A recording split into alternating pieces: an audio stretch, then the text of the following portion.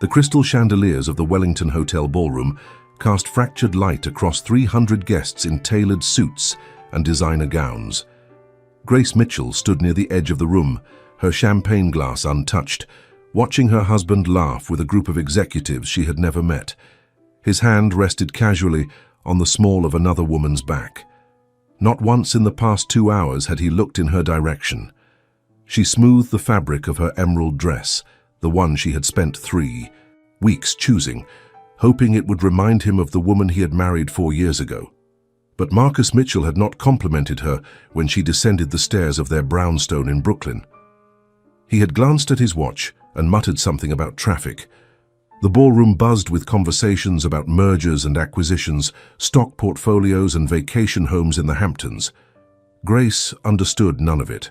She was a kindergarten teacher from a small town in Vermont, a woman who had fallen in love with a charming law student she met at a coffee shop near Columbia University. That man had promised her adventures and laughter. He had promised to show her the world.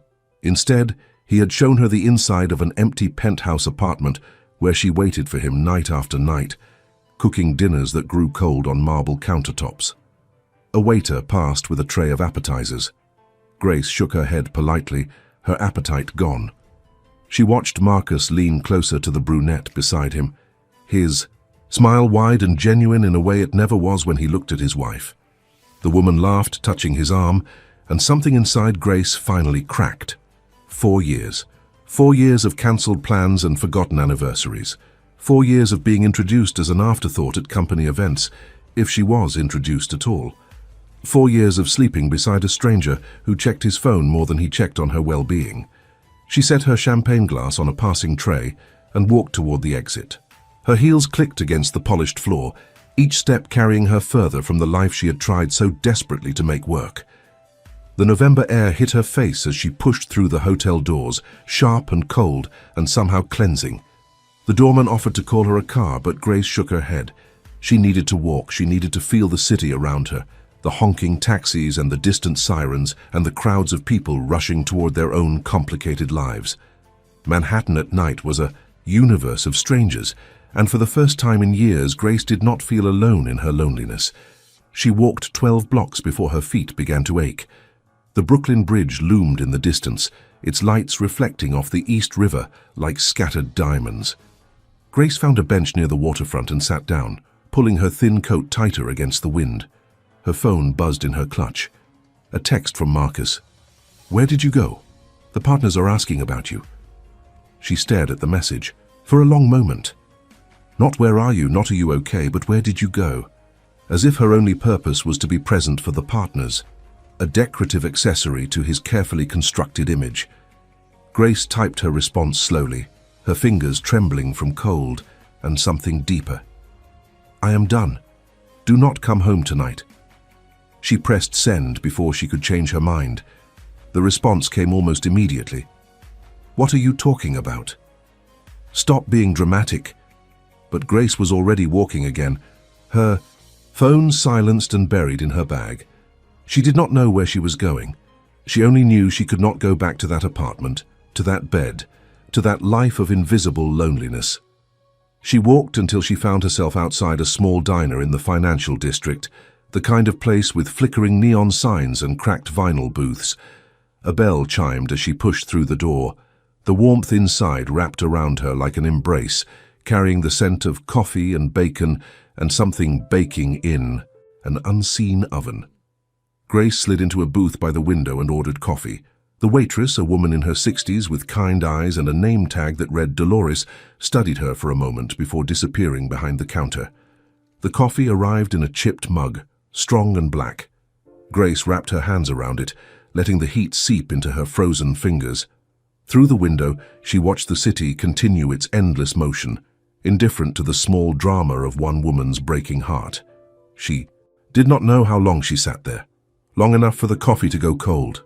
Long enough for the diner to empty and fill again with a new wave of late-night customers. Long enough for the reality of what she had done to settle into her bones. She had left her husband. After 4 years of trying to be enough, she had finally accepted that she never would be. The realization was both devastating and liberating. A weight lifted, and a void created in the same terrible moment. Her phone buzzed again. This time it was not Marcus. The caller ID showed a name she had not expected. Richard Mitchell, her father-in-law. Grace hesitated before answering. In 4 years of marriage, she had met Richard Mitchell exactly 3 times. He was a tall man with silver hair and eyes the color of winter storms, always impeccably dressed, always watching from the periphery of family gatherings with an intensity that made her uncomfortable. Marcus rarely spoke of his father, and when he did, his voice carried a strange mixture of reverence and fear. She pressed the green button. "Hello? Grace?" Richard's voice was deep and measured, each word carefully chosen. "I understand there has been some difficulty this evening." She almost laughed. Difficulty. That was one way to describe the implosion of her marriage. "I am afraid I do not wish to discuss it," she said, with all due respect. A pause stretched across the line. Then, "I am not calling about my son, Grace. I am calling about you." She frowned, confusion cutting through her emotional exhaustion. "About me? Where are you right now?" The question should have felt intrusive, but something in his tone made it sound like concern. Real concern, the kind she had not heard from anyone in the Mitchell family since the day she married into it. "A diner," she said, "near Wall Street. I am not sure of the exact address." "Stay there," Richard said. "I am sending someone to bring you somewhere safe for the night. We have much to discuss, you and I. Things you deserve." "No." The line went dead before she could respond. Grace stared at her phone, trying to make sense of the conversation. What could Richard Mitchell possibly want to discuss with her? What things did she deserve to know?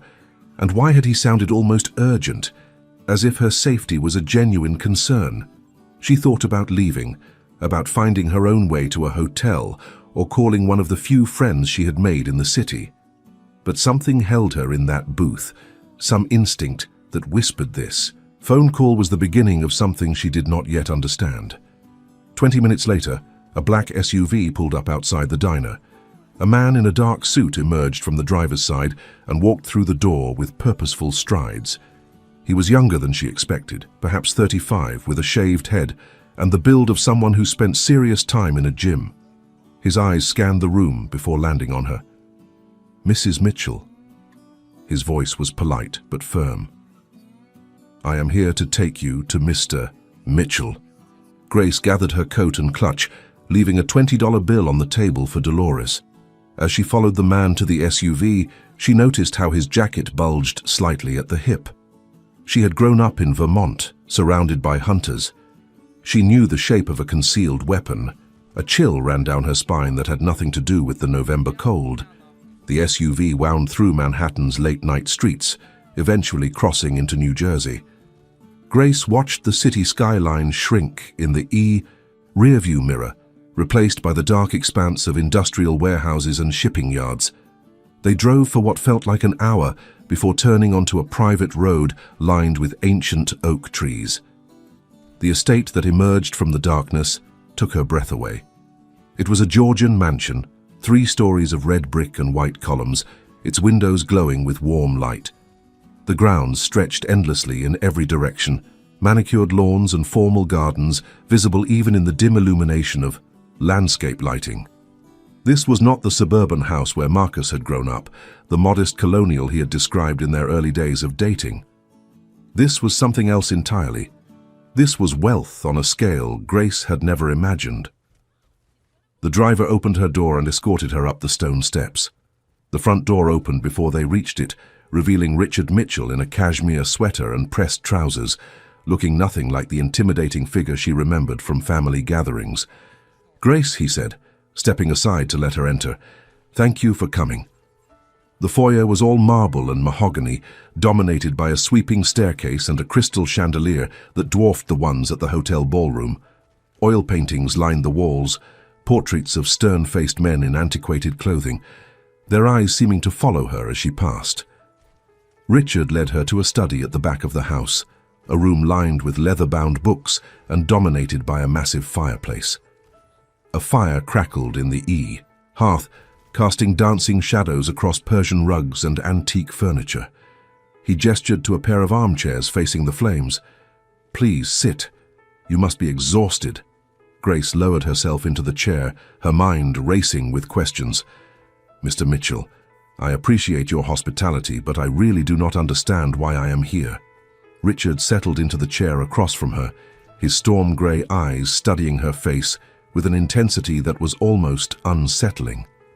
"You are here because my son is a fool," he said simply. "And because you deserve to understand the truth about the family you married into before you decide your next steps."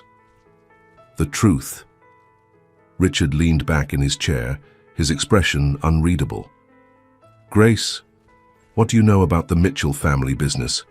She thought about what Marcus had told her over the years. "Import and export," she said, "international shipping and logistics." A ghost of a smile crossed Richard's face. "That is not untrue," he said, "but it is also not the whole truth." He paused, seeming to weigh his next words carefully. "My family has been in this country for 4 generations, Grace. We came from Sicily with nothing but determination and a willingness to do what others would not." Grace felt her chest tighten. She understood what he was implying, even if her mind resisted the conclusion. "You are saying, I am saying that the Mitchell empire is built on foundations that most people prefer not to acknowledge." Richard's voice remained calm, almost gentle.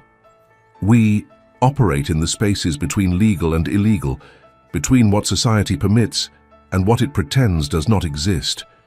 We have survived for over a century by being smarter, more disciplined, and more ruthless than our competitors." The fire crackled in the silence that followed. Grace stared at the man across from her, trying to reconcile this revelation with everything she thought she knew. Her husband, the corporate lawyer with the expensive suits and the corner office, was the son of a crime boss. Her father-in-law, the distant figure who appeared at Christmas and disappeared before dessert, controlled an empire built on shadows. "Why are you telling me this?" she finally asked.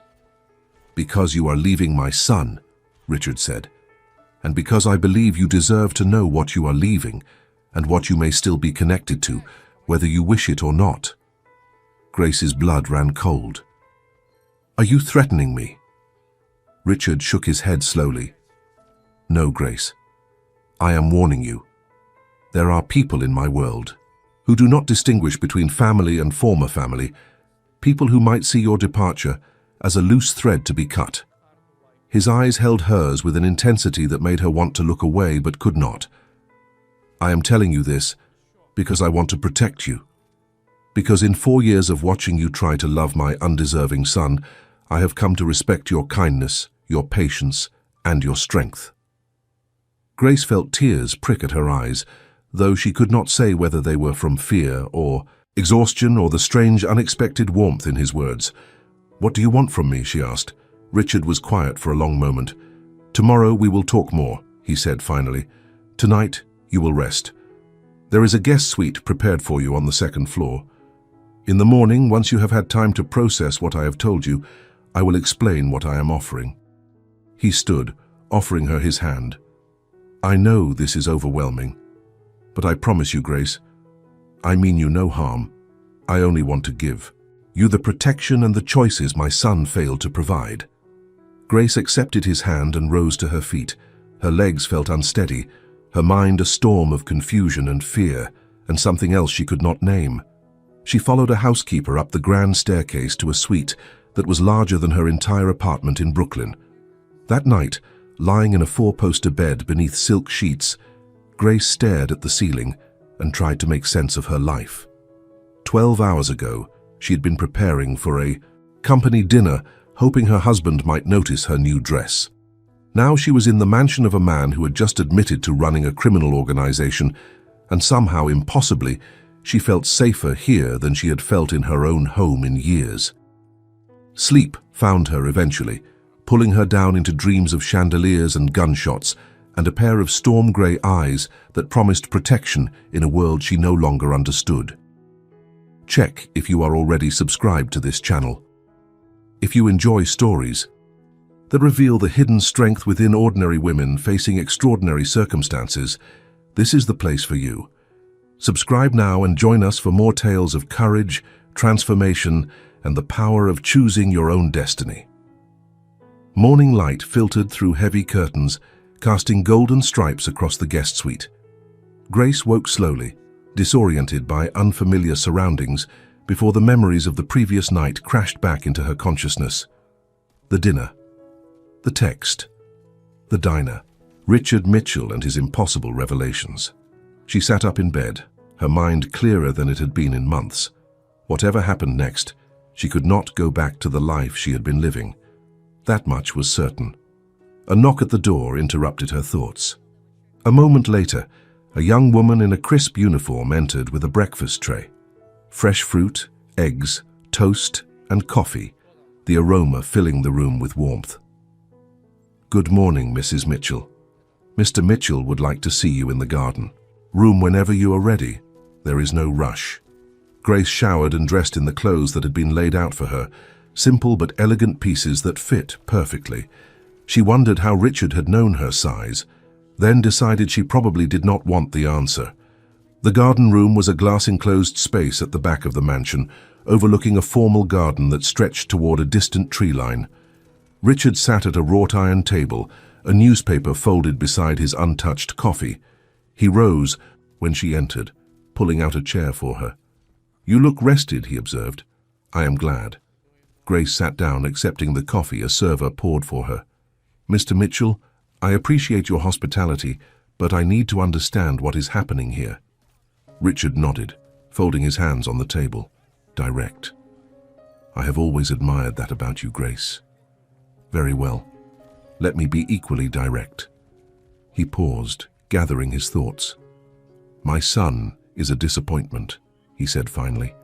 "Not because he chose law instead of the family business. I respect his desire to forge his own path, but because he chose to treat his marriage as an inconvenience rather than a commitment, because he chose to ignore a woman of genuine worth in favor of empty ambition." Grace felt heat rise to her cheeks. She was not accustomed to hearing anyone speak of her this way. "I have watched you for 4 years," Richard continued, "at family gatherings, at the few dinners you attended with Marcus, in the way you carry yourself despite being consistently overlooked. You have a strength that my son failed to recognize, a loyalty he failed to appreciate." He leaned forward, his storm-gray eyes intense. "I am offering you a choice, Grace. You can leave today with enough money to start over anywhere you wish. I will ensure your safety and provide resources to build a new life far from anything connected to the Mitchell name." Grace felt her heart racing. "And the other option?" "The other option," Richard said slowly, "is that you stay. Not as my daughter-in-law, but as a member of my household. You would have protection, resources, and a purpose beyond the empty existence my son provided." Grace set down her coffee cup, her hands trembling slightly. "What kind of purpose?" Richard stood and walked to the windows overlooking the garden. "I have dedicated my life to building an empire," he said, "but I have failed in other ways. My wife passed away 15 years ago. My son has proven himself unworthy of the values I tried to instill. I am surrounded by loyalty bought with money and fear, but genuine care is a rare commodity in my world." He turned to face her. "I am not asking you to become a criminal, Grace. I would never insult you that way. But I'm asking if you might consider becoming something this household desperately needs, a civilizing presence, a moral compass, someone who can remind me and those around me that there is more to life than power and control." Grace stared at him, trying to understand what he was proposing. "You want me to stay here? In your house?" "In my family," Richard corrected gently. "Not as a prisoner or an obligation, but as a genuine member. You would have your own quarters, your own finances, complete freedom to pursue whatever life you choose. I ask only that you bring your presence, your kindness, to a household that has been without both for too long." It was the strangest proposal Grace had ever received. A man she barely knew was offering her a place in a world she had only just learned existed, a world of shadows and power that should have terrified her. And yet, sitting in this sun-filled room with the scent of roses drifting through open windows, she felt an odd sense of possibility. "I need time to think," she said. Richard nodded, unsurprised. "Of course, take all the time you need. You are welcome to stay here while you consider, or I can arrange accommodations elsewhere if you prefer." He paused, something softening in his expression. "But Grace, whatever you decide, know that my offer of protection stands. You are no longer just my son's wife. You are someone I have come to respect in your own right." Grace spent the next 3 days at the estate, wandering its gardens and libraries, processing everything that had happened. She learned that the household staff treated Richard with a mixture of respect and genuine affection, that he hosted a monthly dinner for local charities, that he read poetry in the evenings by the fire. She also learned that the grounds were patrolled by armed guards, that visitors were screened through multiple security checkpoints, and that certain wings of the house were off limits, their doors always closed. It was a world of contradictions, beauty and danger, kindness and control. And somehow, impossibly, Grace found herself drawn to it. On the 4th day, she received a package from Marcus, divorce papers already signed, with a check for what he considered her fair share of their assets. The amount was insulting, a fraction of what she knew their joint holdings were worth. Attached was a note in his familiar handwriting: "Sign and move on." We both know this was a mistake from the beginning. Grace stood in the garden room, the papers trembling in her hands. 4 years of her life reduced to a check and a dismissive note. 4 years of trying, of hoping, of believing that love could be enough. She found Richard in his study, staring at a portrait of a woman with dark hair and gentle eyes. His wife. She realized. The woman who had passed away 15 years ago. He turned at her approach, his expression softening when he saw the papers in her hands. "I have made my decision," Grace said, surprised by the steadiness in her voice. "I will stay. Not because I have nowhere else to go, but because I believe you are telling the truth, about wanting something different, about needing someone to remind you of the good in this world." Richard studied her for a long moment. Then he nodded, a ghost of a smile, crossing his face. "Welcome to the family, Grace, the real family." Over the following weeks, Grace settled into her new life with a mixture of trepidation and growing confidence. Richard assigned her a comfortable suite in the East Wing with views of the formal gardens and access to a private library. He introduced her to the household staff as a valued member of the family, and their attitude toward her shifted from cautious curiosity to genuine warmth. She learned the rhythms of the estate. Breakfast was served at 7, always with fresh flowers from the greenhouse. Richard took his coffee in the garden room, reading reports that arrived in sealed envelopes. Dinners were formal affairs, held in a mahogany-paneled room with crystal chandeliers and silver service. She also learned the unspoken rules. Never ask about the men who came and went at odd hours, never enter the West Wing without invitation, never mention the name of a certain federal agency that seemed to cast a shadow over every conversation. But within those boundaries, Grace found an unexpected freedom. Richard encouraged her to explore the grounds, to visit the nearby town, to continue the teaching work she loved through volunteer programs he arranged. He spoke to her with respect, listened to her opinions, and slowly began to share pieces of his own story. He told her about his childhood in Sicily, the poverty that had driven his grandfather to seek a new life in America. He told her about his father, a man who had built an empire through equal parts brilliance and brutality. He told her about his wife, Maria, the only woman who had ever seen past his position to the person beneath. Grace listened, and gradually she began to understand. Richard Mitchell was not the villain of a crime drama. He was a man caught between legacies, trying to balance the demands of a world he had inherited with the person he wished he could be. One evening, as they sat by the fire in his study, Richard surprised her with a question. "If you could change one thing about your life, Grace, what would it be?" She considered the question carefully. "I would have trusted myself sooner," she said finally. "I spent 4 years trying to be what Marcus wanted, never asking what I wanted. I would have listened to my own instincts instead of silencing them." Richard nodded slowly. "That is wisdom, hard-earned," he said. "Most people never reach it." He was quiet for a moment, staring into the flames.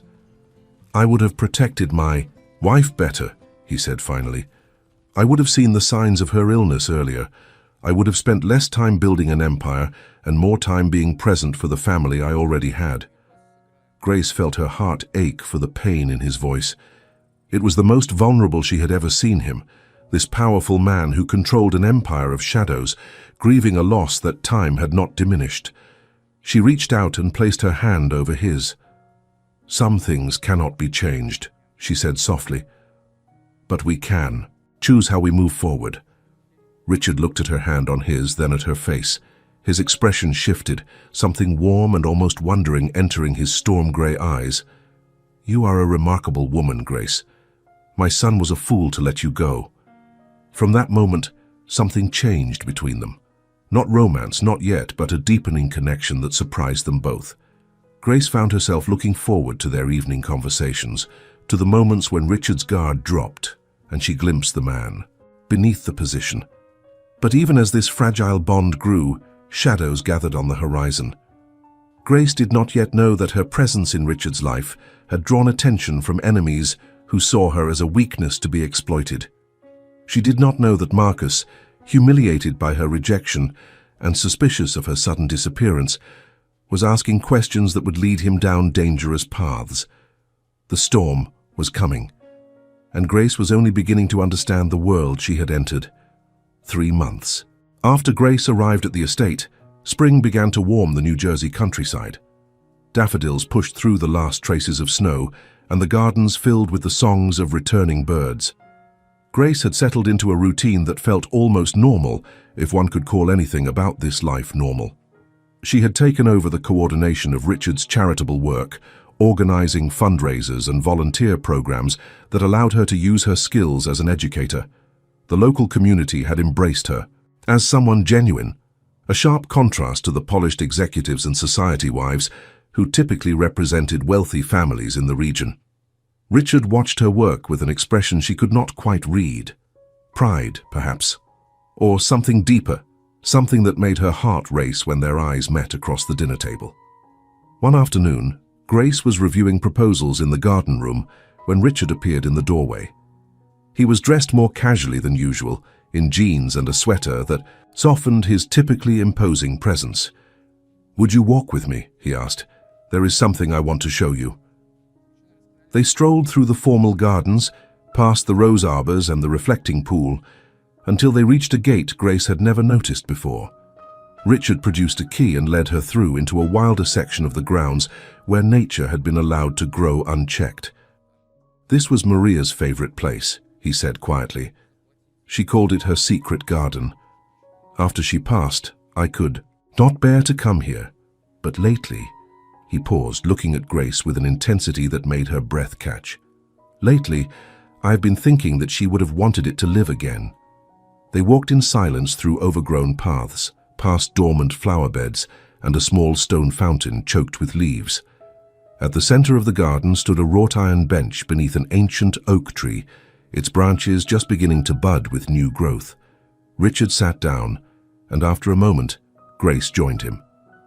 The bench was small, their shoulders nearly touching.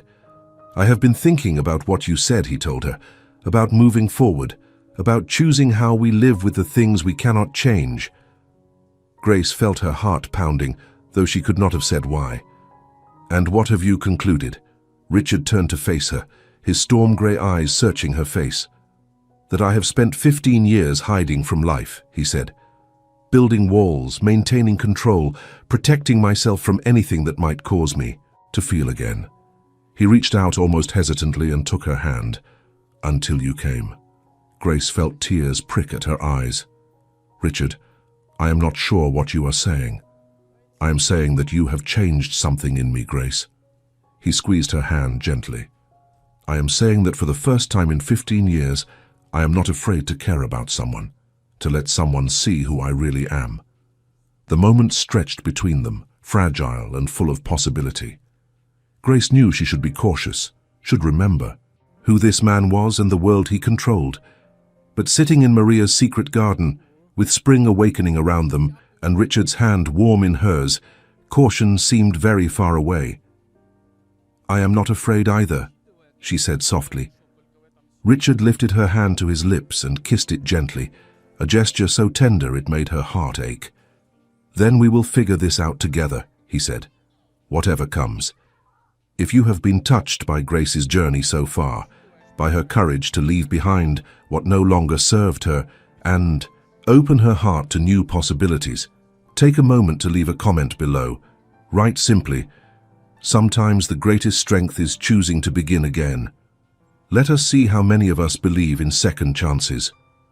But their fragile peace was about to be tested. That evening, as Grace dressed for dinner, a commotion erupted in the main hall.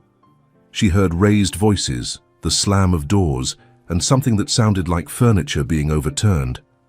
She hurried downstairs to find Richard standing in the foyer, his expression thunderous. Before him stood Marcus, disheveled and clearly intoxicated, shouting accusations that echoed off the marble walls. "You think I don't know what's going on?" Marcus slurred, pointing at Grace on the stairs. "You think I'm blind? My own father with my wife?" "Former wife," Richard said coldly. "You signed the papers yourself." Marcus laughed, a bitter, ugly sound. "This is why, isn't it? You wanted her all along. All those family dinners, all those questions about our marriage. You were just waiting for me to fail so you could swoop in." "You failed all on your own," Richard said. "I simply offered her what you refused to provide: respect, protection, purpose." Grace descended the remaining stairs, her legs unsteady. "Marcus, please," she said. "This is not what you think." He turned to her, his eyes red-rimmed and full of something that might have been pain, might have been rage. "I loved you, Grace. In my own way, I loved you." The words hung in the air, too little and far too late. Grace felt no satisfaction in hearing them, only a weary sadness for the man her husband had become. "Then you should have shown it," she said quietly. "You should have shown it every day, instead of making me feel invisible." Marcus's face contorted, and for a moment she thought he might strike her. But before he could move, two of Richard's guards appeared at his elbows, holding him firmly. "Remove him from the property," Richard ordered, "and make sure he understands that he is not welcome here again." As Marcus was led away, still shouting threats and accusations, Grace felt Richard's hand on her shoulder. His touch was gentle, but there was steel beneath it. "I am sorry you had to see that," he said. She shook her head. It was bound to happen eventually. He was never going to accept the divorce quietly. Richard's expression darkened. "There is more to it than wounded pride," he said. "I have received reports that Marcus has been asking questions, talking to people he should not be talking to, trying to dig up information about the family business." Grace felt a chill run down her spine. What kind of people? The kind who would love nothing more than to bring down the Mitchell empire. Richard's voice was grim. Federal prosecutors, investigative journalists, rivals who have been waiting decades for an opening. He turned to face her fully, his hands on her shoulders. "Grace, I need you to understand something. Marcus is no longer simply a nuisance. He is a threat. To this family, to our business, and potentially to you. To me. Why would anyone target me?" "Because of your connection to me," Richard said, "and because Marcus, in his anger and desperation, may not care who gets hurt as long as he feels he has won." Grace absorbed this information, fear and determination warring within her. "What do we do?" Richard's expression softened slightly. "For now, we stay vigilant. I am increasing security, limiting public appearances, and tracking Marcus's movements." He cupped her, face in his hands, his thumbs brushing her cheekbones. "And I'm going to keep you safe, Grace, whatever it takes." She believed him. In that moment, looking into his storm-gray eyes, she believed him completely. But the coming weeks would test that belief in ways neither of them could have imagined. Summer arrived with a heat wave that shimmered over the New Jersey countryside. The estate's gardens bloomed in riotous color, but a tension hung over the household that even the sunshine could not dispel. Grace noticed it in the way guards patrolled with increased frequency, in the hushed conversations that stopped whenever she entered a room, in the worried glances Richard thought she did not see. She had learned enough about Richard's world to understand that something was happening, something beyond Marcus's clumsy attempts at revenge. There were late-night meetings in the study, visitors who arrived with briefcases and left with grim expressions, phone calls that Richard took in, private with his jaw set tight. One evening she found him in Maria's garden, sitting on the wrought iron bench where they had first acknowledged their feelings for each other. His shoulders were hunched, his head bowed. He looked older than she had ever seen him, the weight of his empire pressing down visibly. "Tell me," she said simply, sitting beside him. Richard was quiet for a long moment. Then he sighed, a sound heavy with exhaustion. "There is a rival organization," he said. "The Corsetti, family. We have coexisted for decades, each respecting the other's territory, but their new leader, Vincent Corsetti, is young and ambitious. He wants to expand into areas we have controlled for generations." Grace felt fear curl in her stomach. "What does that mean?" "It means conflict," Richard said. "Possibly prolonged, possibly violent." He turned to look at her, and she saw the worry in his eyes. "It means that keeping you safe has become significantly more difficult." She reached for his hand. "I am not leaving, Richard." A ghost of a smile crossed his face. "I know. I would not ask you to. But I need you to understand the risks. Vincent Corsetti does not follow the old rules of our world.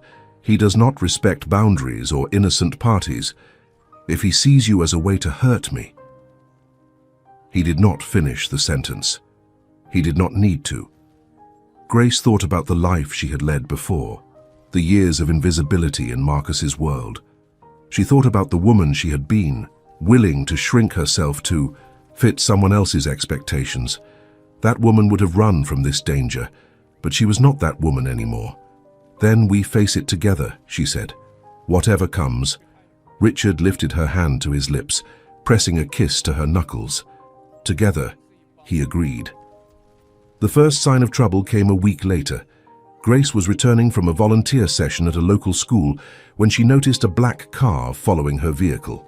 Her driver, a man named Thomas, who had been with Richard for 20 years, noticed it too. "Hold on, Mrs. Grace," he said, his voice calm but tense.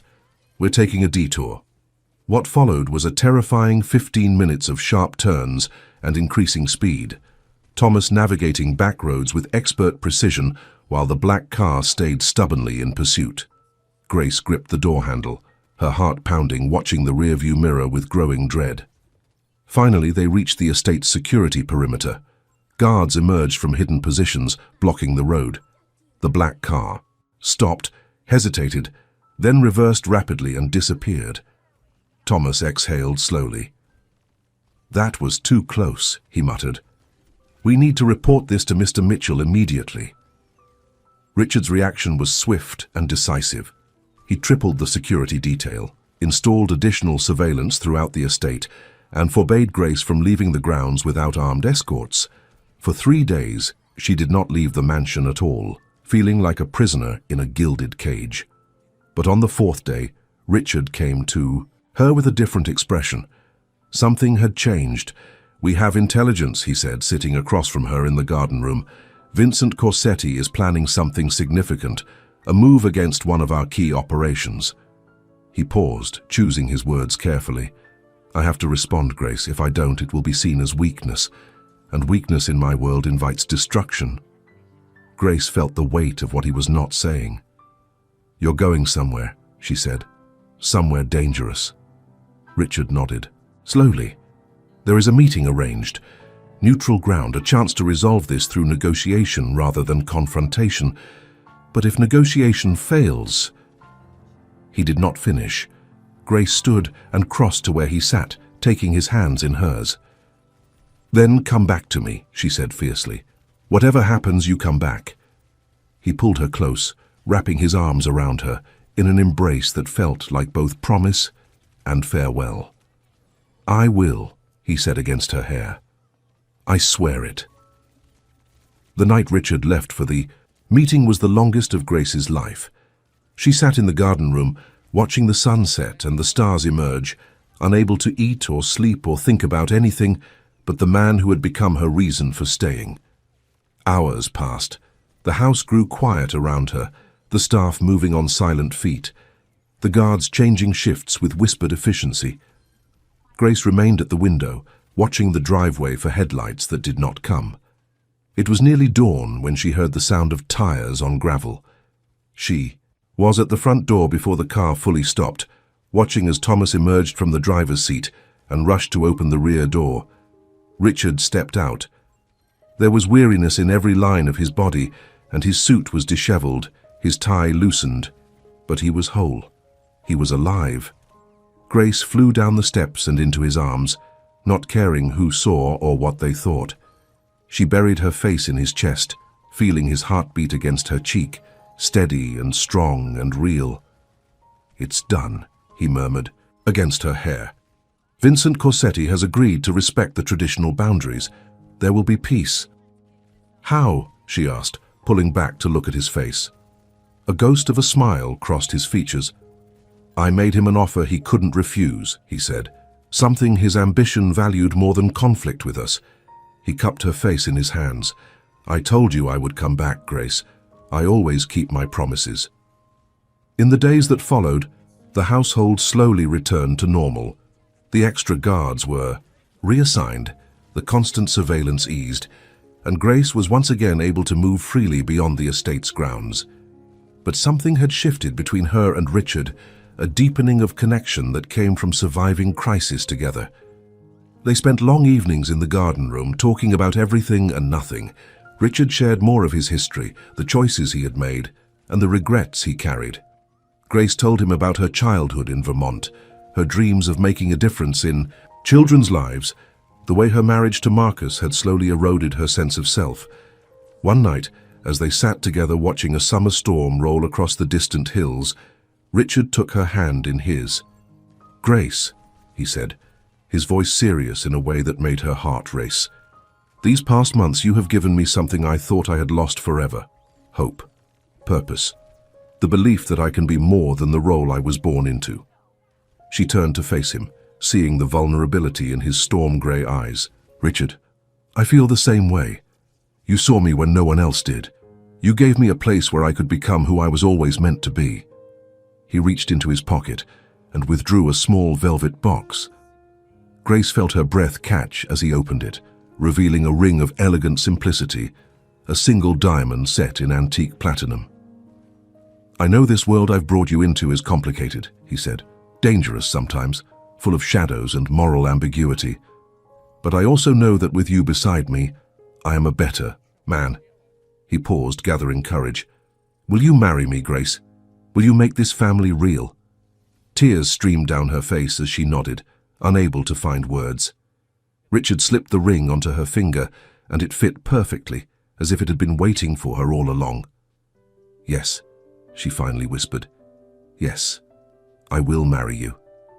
He pulled her close, and the storm broke over the estate, rain streaming down the windows as they held each other in the garden room. For Grace, it felt like a new beginning, a cleansing of everything that had come before. But even as they celebrated their engagement, another storm was gathering. Marcus Mitchell had not given up his quest for revenge, and he had finally found allies willing to help him achieve it. Autumn painted the New Jersey countryside in shades of amber and gold. Grace and Richard had set a wedding date for late November, and the household buzzed with preparations. The ceremony would be small, intimate, held in Maria's garden with only family and close associates in attendance. Grace wanted nothing like her first wedding, no grand spectacle, no hundreds of strangers, just the people who mattered, gathered to witness a love that had grown from the most unlikely circumstances. But 3 weeks before the wedding, everything changed. Grace was in the library reviewing final seating arrangements with the estate's event coordinator when raised voices erupted from the foyer. She hurried out to find Richard confronting a man she recognized as one of his senior advisors, a silver-haired gentleman named Salvatore, who had been with the family for decades. "How long?" Richard demanded, his voice shaking with barely controlled fury. Salvatore's face was ashen. Years, he admitted. Almost since the beginning of the investigation, they offered protection for my family. I had no choice. There is always a choice, Richard said coldly, and you chose betrayal. Grace felt the blood drain from her face as she understood what was happening. Salvatore had been an informant, feeding information to whoever was investigating the Mitchell organization. The rival families, the federal agencies, perhaps even Marcus himself. Richard turned to his guards. "Escort Mr. Salvatore to the East Wing," he ordered. "We have much to discuss about the nature of his cooperation." As Salvatore was led away, Richard's eyes found Grace across the foyer. His expression shifted from rage to something softer, more protective. "Come with me," he said, extending his hand. "There are things you need to know." In his study, with the doors closed and guards posted outside, Richard explained the situation. Salvatore's betrayal had exposed critical vulnerabilities in the organization. Information had been passed to federal prosecutors, information that could potentially lead to criminal charges against Richard and several of his key associates. "How serious is it?" Grace asked, her voice steady despite the fear curling in her stomach. Richard was quiet for a long moment. "Serious enough that I may need to make some difficult decisions," he said finally. "Decisions about the future of this organization, about my own role in it." Grace reached for his hand. "Whatever those decisions are, I support you.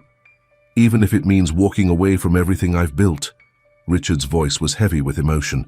"Even if it means starting over, somewhere else, as someone else."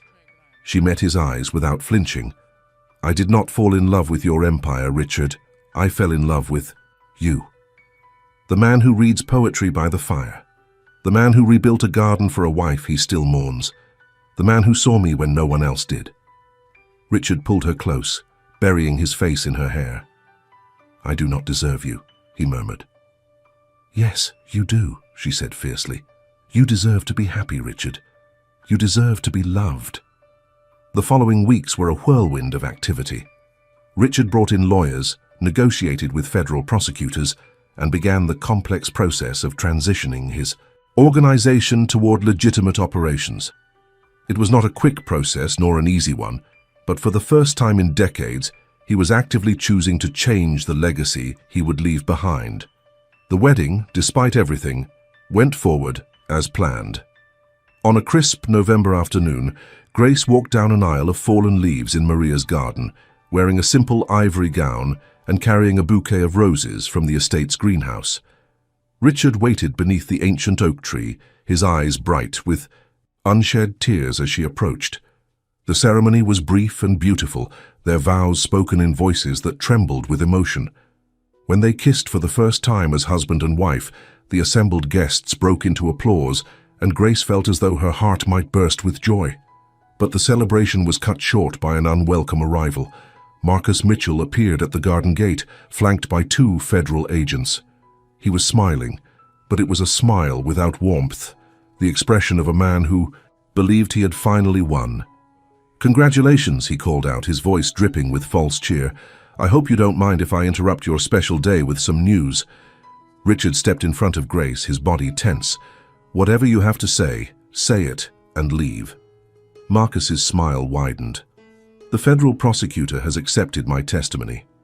In exchange for everything I know about the Mitchell organization, and I know plenty from years of family dinners and overheard conversations, I've been granted full immunity." His eyes found Grace behind Richard's protective stance. "And you, dear ex-wife, will have a front-row seat to watch your new husband's empire crumble." The garden fell silent. Grace felt the eyes of every guest upon them, felt the tension crackling like electricity before a storm. But Richard surprised everyone. Instead of fury, he smiled, a calm, almost pitying expression that made Marcus's confidence waver. "I wondered when you would show your hand," Richard said quietly. "I've been expecting this for some time." He glanced at the federal agents. "Gentlemen, I believe you'll find that my cooperation with your investigation has been quite thorough. Everything Mr. Mitchell claims to know is information I've already disclosed voluntarily." Marcus's face went pale. "What are you talking about?" Did you really think I wouldn't notice your clumsy attempts at gathering intelligence? Richard asked. Did you really think Salvatore was the only source of information in this household? He shook his head slowly. I've been 3 steps ahead of you for months, Marcus. Every conversation you had with prosecutors, every piece of information you offered was anticipated and neutralized. One of the agents stepped forward, his expression uncomfortable. Mr. Richard Mitchell has been a cooperative witness in our investigation, he confirmed. His testimony has been instrumental in our efforts to prosecute the Corsetti organization and several corrupt officials. He paused. Your information? Mr. Marcus Mitchell was largely redundant. Marcus's face contorted with rage. This isn't over, he snarled. You think you've won, but I will find a way to destroy you. Both of you. No, Richard said, his voice carrying a finality that made Grace's heart swell with pride. This is exactly over. You have nothing left to threaten us with, Marcus. No leverage, no information, no purpose. He gestured to the guards. Please escort my former son-in-law from the property, and this time, make sure he understands that any further contact will be treated as harassment. As Marcus was led away, still shouting threats that grew fainter with distance, Richard turned back to Grace. His expression softened as he saw her standing there, her wedding bouquet crushed, forgotten in her grip. I'm sorry, he said quietly. This was supposed to be our day. But Grace was smiling through her tears. It still is, she said. It's the day we officially became a family. And nothing, not Marcus, not federal. Investigations, not any of it, can take that away. Richard pulled her close, and around them the guests slowly began to applaud again. The music resumed, the champagne was poured, and the reception continued as though nothing had happened. Because in the end, nothing important had changed. They were still husband and wife. They were still building a life together, and they were still choosing each other every day against all odds. That night, as they danced alone in the garden room while the last guests departed, Grace rested her head on Richard's shoulder and felt something she had not felt in years. Peace. Complete, unshakable peace. I love you, she murmured against his chest. He pressed a kiss to the top of her head. I love you too, Grace. More than I ever thought I could love anyone again. The moon rose over the estate, bathing Maria's garden in silver light, and somewhere in the distance, an owl called into the darkness. Grace closed her eyes and let the music carry her, safe, in the arms of the man who had shown her what it meant to be truly seen. 5 years had passed since that November wedding in Maria's garden. The estate that had once felt like a gilded cage now felt like home, its marble halls warmed by laughter and the patter of small feet. Grace stood at the window of the garden room, watching her daughter chase butterflies through the rose arbor. Isabella was 4 years old now, with her mother's kind eyes and her father's storm-grey determination. She had been born on a spring morning, just as the first daffodils pushed through the last traces of snow, and from her first cry, she had changed everything. Richard appeared at Grace's side, 2 cups of coffee in his hands. He handed one to her and followed her gaze to their daughter. She looks so much like you, he said softly. Grace smiled. She has your stubbornness. I prefer to call it persistence. Richard's eyes crinkled with amusement. It's a family trait. They stood in comfortable silence, watching Isabella discover a ladybug on a rose petal. The child's shriek of delight carried across the garden, pure and unself-conscious in a way that never failed to move Grace. So much had changed in 5 years. Richard had completed the transition of his organization to legitimate business operations, a process that had taken years of careful navigation but had ultimately succeeded beyond anyone's expectations. The Mitchell name now appeared on hospitals and community centers rather than court, dockets and newspaper scandals. Marcus had eventually found his own peace, remarrying and relocating to California. They exchanged civil holiday greetings now, the sharp edges of their history worn smooth by time and distance. Grace bore him no ill will. He had been part of the journey that led her here, to this window, to this man, to this life she could never have imagined. Your mother would have loved her, Grace said quietly, her eyes still on Isabella. Richard's arm came around her waist, pulling her close. Yes, he agreed, she would have. He was quiet for a moment, then added, "She would have loved you too, Grace, for bringing light back into this house, for teaching me how to feel again." Grace turned to face him, this man who had started as her father-in-law and become her whole world. The years had softened some of his edges, added silver to his temples and laugh lines around his eyes. But the core of him remained, that storm-grey intensity that still made her breath catch when he looked at her. "I never thanked you," she said, "for that phone call. The night I left Marcus, if you hadn't reached out, then we would both have missed something extraordinary," Richard finished. He cupped her face in his hands, his thumbs brushing her cheekbones in the gesture she had come to love. "I thank the heavens every day that you were brave enough to stay." Isabella came running through the garden room doors, her small hands full of dandelions. "Mommy, Daddy, look what I found." Grace knelt to admire her daughter's treasures, exclaiming over each wilting flower as though it were the most precious gift in the world. Because in a way, it was. Every moment of this life was precious, every ordinary day a miracle she had never expected to receive. Later that evening, after Isabella was tucked into bed and the house had settled into peaceful quiet, Grace found Richard in his study. He was reading by the fire, a book of poetry open in his lap. The same book she knew, that Maria had, given him decades ago. She sat beside him, curling into the warmth of his side. Richard set aside his book and wrapped an arm around her. "Happy?" he asked. Grace considered the question carefully, as she always did. She thought about the woman she had been 5 years ago, standing outside a Manhattan hotel in November cold, her marriage in ruins and her future uncertain. That woman had been broken, invisible, convinced she had nothing left to offer the world. But that woman had also been brave, enough to answer a phone call from a stranger, brave enough to stay when running would have been easier, brave enough to love again when love had hurt her so deeply before. "Yes," she said finally. "Happier than I ever knew I could be." Richard pressed a kiss to her temple. "Then I have done something right with my life." They sat together in comfortable silence, the fire crackling softly, the old house settling around them with familiar creaks and sighs. Through the window, the November moon rose, over the gardens, illuminating the paths where Isabella would run tomorrow, and the bench in Maria's garden where Grace and Richard had first acknowledged their love. "Do you ever regret it?" Grace asked quietly. "Any of it?" Richard was thoughtful for a long moment. "I regret the years I spent hiding from life," he said finally. "The years after Maria when I thought I had no heart left to give." He turned to look at her, his storm-grey eyes soft with emotion. "But everything that came before led me to you, Grace.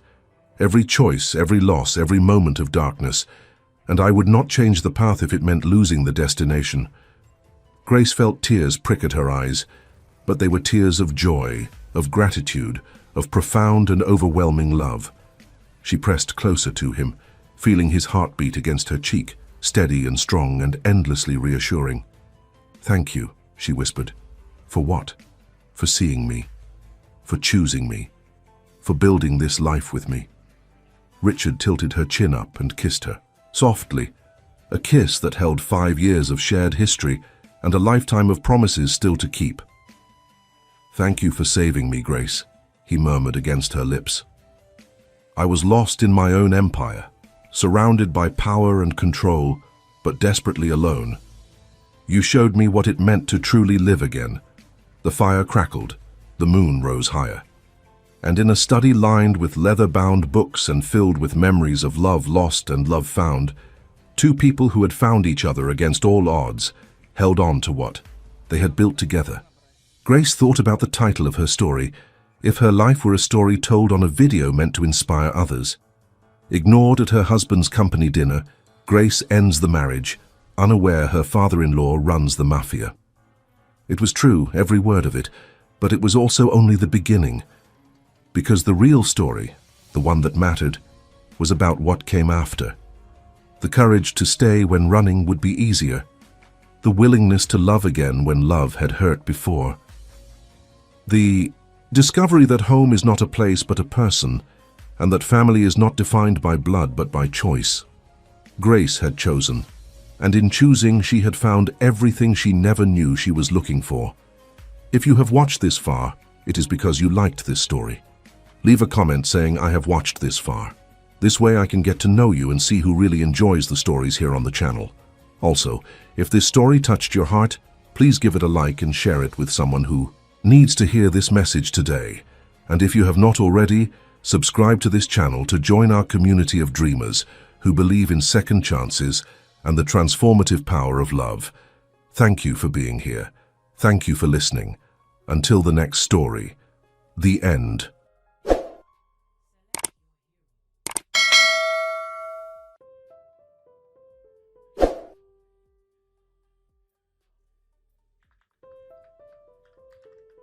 Видео красивое. Без матюков, без матюков. Видео красивое. Может, есть вторая часть продолжения? Нет второй части! Ребят, нет второй части.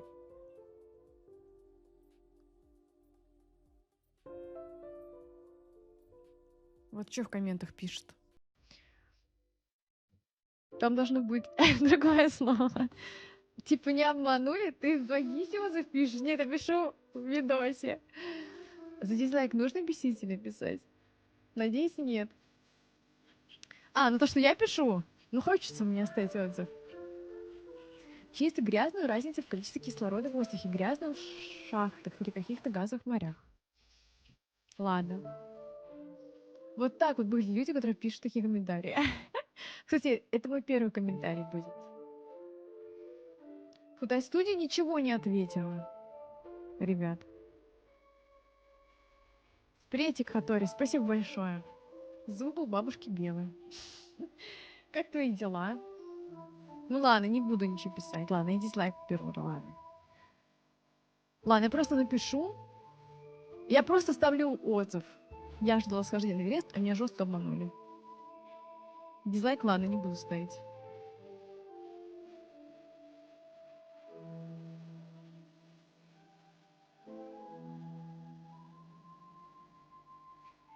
Все.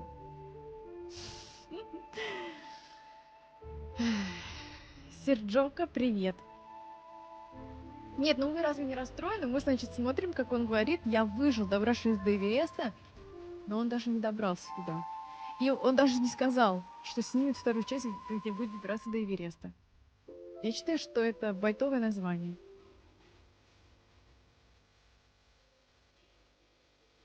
Твоя претензия легитимна. Где вершина? Да. Где вершина? Вершина есть, а его на вершине нет. Выжил же, не набрал. Он нас всех обманул.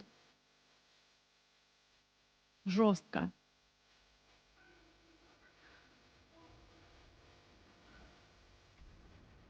Нет, ну вот в тот раз, когда мы смотрели видос про вот этого Шаулинис, было очень здорово. Прям здорово было снято, как они там вот эти всякие штучки делали. Жалобу отправив не соответствует названию. Да нет, я отзыв написала, что ждала восхождения на Эверест, а этого не было. Всё. Меня жестко обманули, вот мой был отзыв.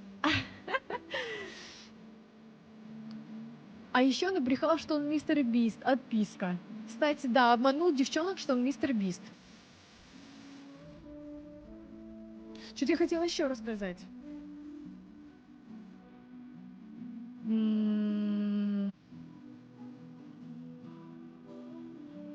Ребят, я не помню.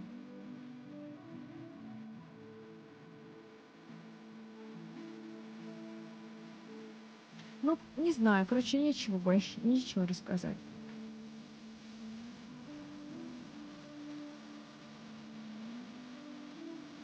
Воздухан обыкновенный.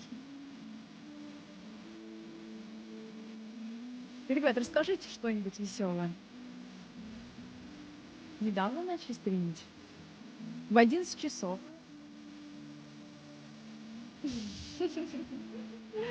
Рыбка Дори. Да нет, нет. Да нет, ребят. Сейчас весело расскажу. Давайте. Давайте, расскажите что-нибудь веселенькое. Мы сегодня без кино. Смотрите, время 13:48. Но если хотите, посмотрим какое-нибудь кино. Время 13:40, ой, 12:48, 13:48, 14. Надо какое-нибудь найти на 1,5 часа, потому что в 15:10 надо быть у врача. Получается, надо где-то в 14:30, 14, ну, 14:30 закончить желательно. Все часы спешат. Спешат? Почему? У вас что, 12:48? У меня 12:49. Вот. Чтобы собраться и не опоздать. Надеюсь, на вы что-нибудь веселое пишет.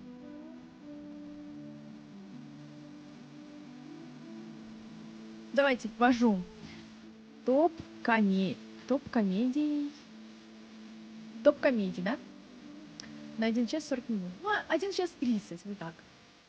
Прикинь, мне вчера YouTube подсовывает рекомендации. Сначала...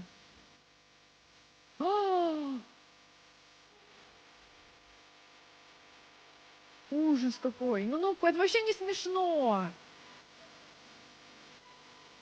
Ну, это вообще не смешно. И, ребята, даже не буду это озвучивать. Если хотите, можете зайти, найти и прочитать. Это вообще ужас. И это видео на Ютубе. Жесть.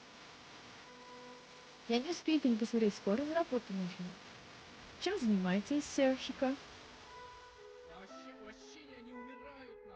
Маковый рулет, 500 грамм. И вот тесто это забило мне чопик. А что такое чопик?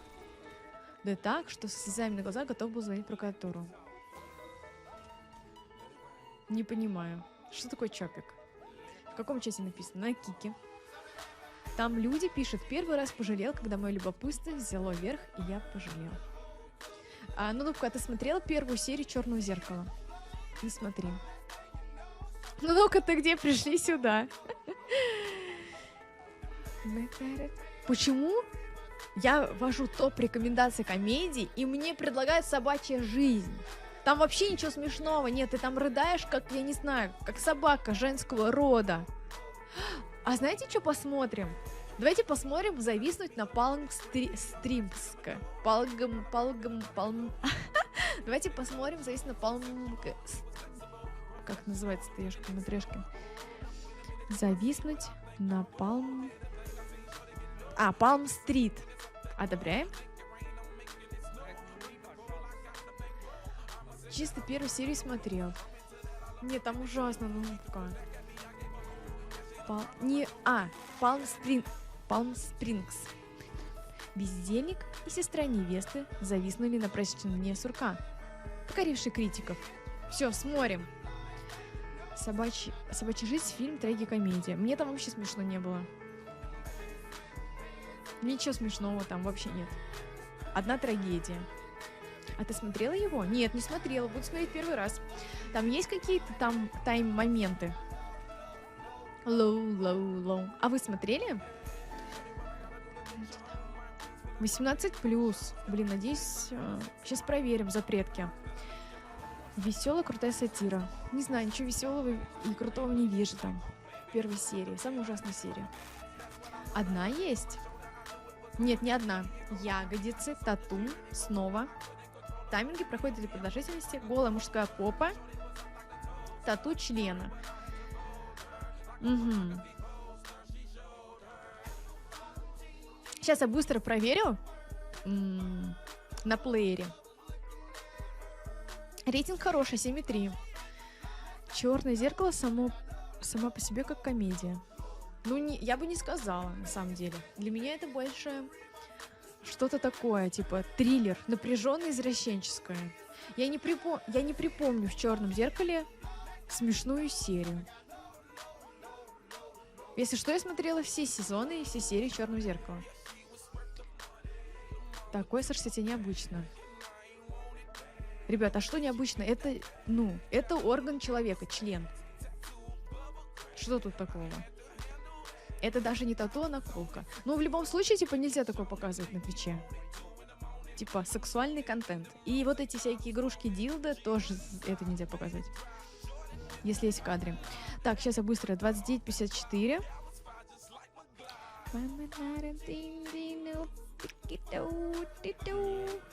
Или не Так, те, где не тут? знаю. 29, сейчас. Было чувство. Ну что ему нужно? Наверное, он Вы так советуете? О, голая попка. Угу. Принято. 40-26. Ну как там получилось? Ага. Не тату. Ну, я вот ее вижу, все равно лучше как бы. Так, снова 40. А, 39-43. 39-43. Move your body! А пламя сзади не забыла? А, да, Па- падает. па- Всё по па- рисунку делаешь, па- точно? пам- па- пам- Тютелька в пам- тютельку. пам. Тебе понравится. Ага. Так. Ну все, я вывела запретки. Че, пойдемте смотреть? Есть фильм в переводе Гоблина. Ну, не знаю, что-то не хочется в переводе Гоблина смотреть. Я никогда не смотрела, не хочется. Не хочется как-то первый раз пробовать на стриме.